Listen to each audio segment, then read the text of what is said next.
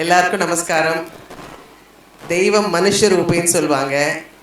அந்த தெய்வமே மனுஷனாக வந்து உட்காந்துருக்கிறதா நம்ம ஐயா. அவர் பேர் சொல்ல கூட நமக்கெல்லாம் தகுதி கிடையாதுங்க. ஏன்னா கருப்பன் வந்து தெய்வம் தேர்ந்தெடுக்குமா. எனக்கு வேண்டிய ஆள் இங்கே பாருங்க, பேசும்போதே எனக்கு என்னவோ பண்ணுது.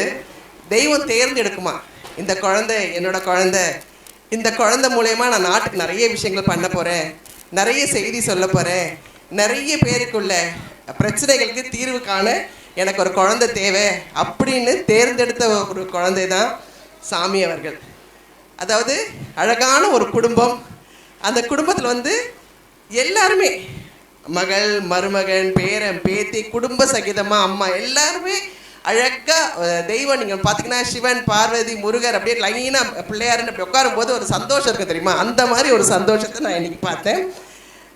நான் வந்து இந்த ஃபங்க்ஷனுக்கு எப்படி ஒத்துக்கிட்டேன்னே எனக்கு தெரியல. ஏன்னா என் பிள்ளைங்க வந்து வெளியூர்லாம் போக வேண்டாம் அப்படின்னு சொல்லுவாங்க. நான் இப்போ தான் காமக்கியா பெரிய ட்ரிப்பு சக்தி பீடங்கள்லாம் முடிச்சுட்டு வந்தேன். வந்ததுலேருந்து எனக்கு உடம்பு ரொம்பவே முடியல. முந்தா நேற்று கூட நான் வந்து தினகரன் கிட்ட சொன்னேன், எனக்கு தெரியல, என்னால் வர முடியுமான்னு தெரியல, பயமாக இருக்குது, என் பொண்ணு அனுப்புவாளான்னு தெரியலன்னு சொல்லிட்டு கருப்பு கிட்ட போய் நின்னேன். கருப்பா, நான் வரணுமா வர வேண்டாம் நீ தான் முடிவு பண்ணணும். நான் வரணும்னா என்னை நீ ரெடி பண்ணிவிடு. நீ என்னை ரெடி பண்ணினா நான் கிளம்பிடுவேன், யார்கிட்டையும் சொல்லாமல் நான் கிளம்பிடுவேன் அப்படின்னு.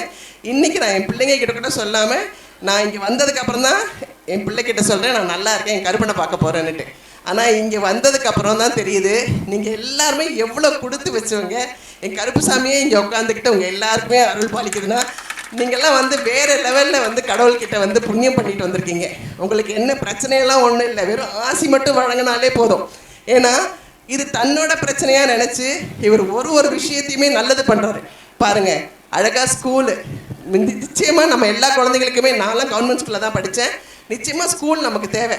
எனக்கு கொடுக்குற காசில் நான் மட்டும் நல்லா இருந்தால் பத்தோம், என் குழந்தைங்க நல்லா இருக்கட்டும், என்னோடய சந்ததி நல்லா இருக்கட்டும் நினைக்காம சாமி என்ன நினைக்கிறாரு பாருங்கள்.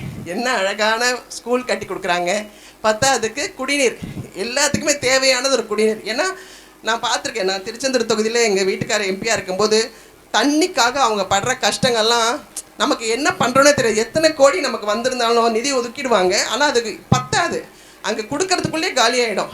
சொன்ன மாதிரி 10 லட்சம் கொடுத்தா கூட எந்த ஒரு ஊராட்சி தொகுதி கூட கொடுக்க முடியாது நம்மளால். ஆனால் தனி நபராக ஒருத்தர் போய் கேட்டு இவருடைய 2 பேருடைய அந்த வேவ் லென்த் கரெக்ட் டைமில் அவர் கேட்டதுக்கும் ராஜா அண்ணன் அதை கொடுத்ததுக்கும் உண்மையிலே கருப்புசாமி தான் அங்கே போய் கேட்டிருக்காரு. ஐயா கேட்கல, கருப்புசாமியே நேராக போய் கேட்டு உங்களுக்கு தண்ணி கொண்டு வந்து கொடுத்துருக்காரு. இதை விட வேறு என்ன நல்ல விஷயங்கள் வேணும்? அவ்வளோ அவ்வளோ அவ்வளோ அவ்வளோ அவ்வளோ புண்ணியம் பண்ணியிருக்கேன். ஏன்னா அந்த தேஜஸ் எனக்கு அங்கே பார்த்தோன்னே, கருப்பனை பார்த்த உடனே எங்கள் வீட்டில் கருப்பு வருவார். நான் வந்து வீட்டில் கதவை திறந்த உடனே கருப்பாக வானோன்னு ஜல் ஜல் ஜல்னு உள்ளே வருவார். அந்த கருப்பு எனக்கு வந்து இங்கே தெரிகிறாரு.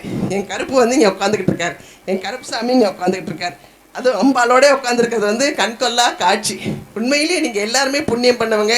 உங்கள் வாழ்க்கையில் நம்ம எல்லாரோட வாழ்க்கையும் இங்கே ஒரு முறை வந்து அவருடைய காலை நமஸ்காரம் பண்ணாலே நம்ம வாழ்க்கை வந்து மேன்மேலும் சிறப்பாக இருக்குன்ற எனக்கே ஒரு பெரிய நம்பிக்கையே வந்துருச்சு. ரொம்ப அழகாக பேசினார்.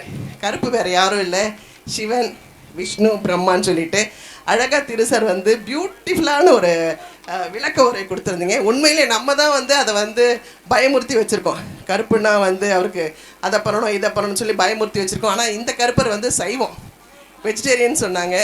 அவ்வளோ நல்லா இருந்துச்சு கேட்கவே. நிறைய விஷயங்கள் இந்த மாதிரி. அதே மாதிரி நான் முதல்ல வருசநாடு போய் நான் பார்த்துருக்கேன்.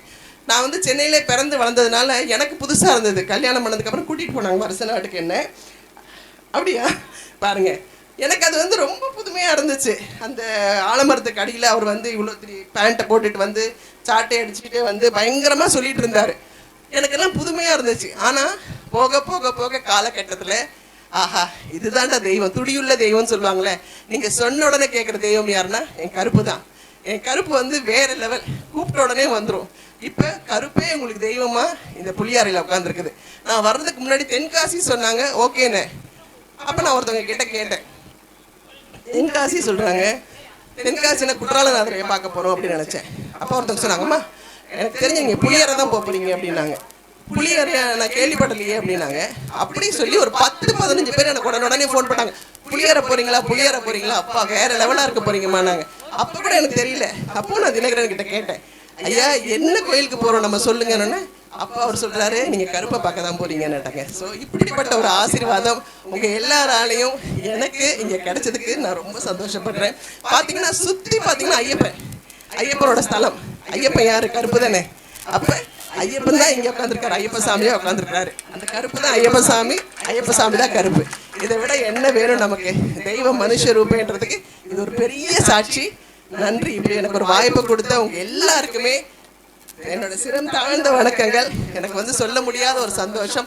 இன்னைக்கு ஆடி அமாவாசை, அதாவது நம்ம பெற்றோர்கள் எல்லாம் வந்து இருக்கும் போதெல்லாம் மறந்துடுவோம். இந்த அமாவாசை நாள் கிழமையில தான் அவங்க ஞாபகமாக நமக்கு இருக்கும். ஆனால் அதையெல்லாம் கூட மறந்துட்டு இன்னைக்கு ஐயாவை பார்க்க வந்திருக்கீங்க. நீங்கள் எல்லாருமே இவ்வளோ பெரிய நல்ல மனுஷங்களை பார்க்கறதுக்கு நிச்சயமாக பெரியவங்க எல்லாம் நமக்கு மேலே இருந்து நிறைய ஆசீர்வாதம் பண்ணுவாங்க. நன்றி நன்றி நன்றி நன்றி ஐயா.